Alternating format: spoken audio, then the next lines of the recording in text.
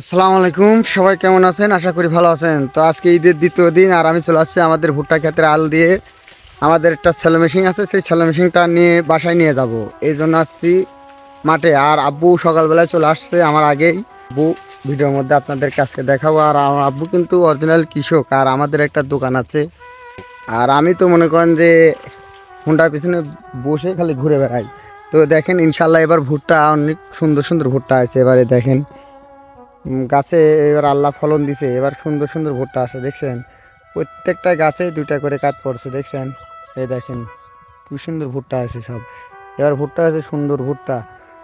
আপনারা সবাই দোয়া করবেন এবার যেন ভুট্টার ফলনটা মোটামুটিভাবে ভালোভাবে যেন হয়।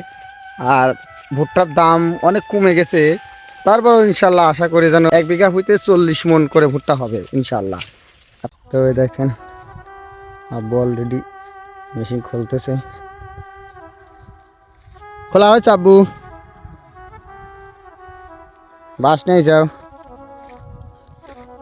এটুক বাসে যাবি নি, বাস বড়টা পেলে না। হ্যাঁ, কলে আর পানি ওঠে না, এই জন্য মেশিন নিয়ে যেতে হবে। এখন এখন যে সময় আসছে পানি অনেক নিচে নেমে গেছে, পানির লেয়ারটা অনেক নিচে নেমে গেছে, এই জন্য পানি আর ওঠে না। এই জন্য মেশিন খুলে নিয়ে যাচ্ছি। আর ওই যে আমাদের ভুট্টার ক্ষেত ওইটা, আর এটাও আমাদের ক্ষেতেই, এটা রায় বুনছিলাম।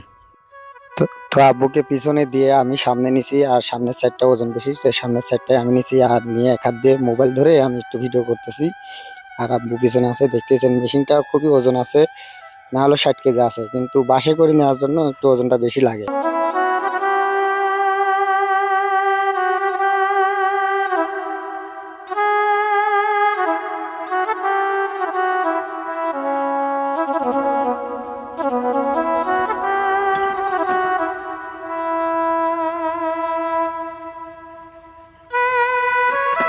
তো এই মেশিনটা আনতে খুব কষ্ট হয়েছে, কারণ আমি ভারী কাজ করতে পারি না।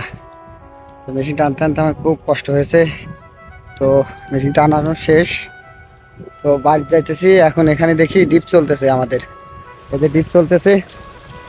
একটু ডিপে বসে একটু জিরাবো, পা মা ধোবো, আর একটু পানি খাবো। আর এখন তো রোজার দিন নেই, যেখানে সেখানে পানি টানি খাওয়া যাবে। তো এখন পানি খাবো ডিপেই।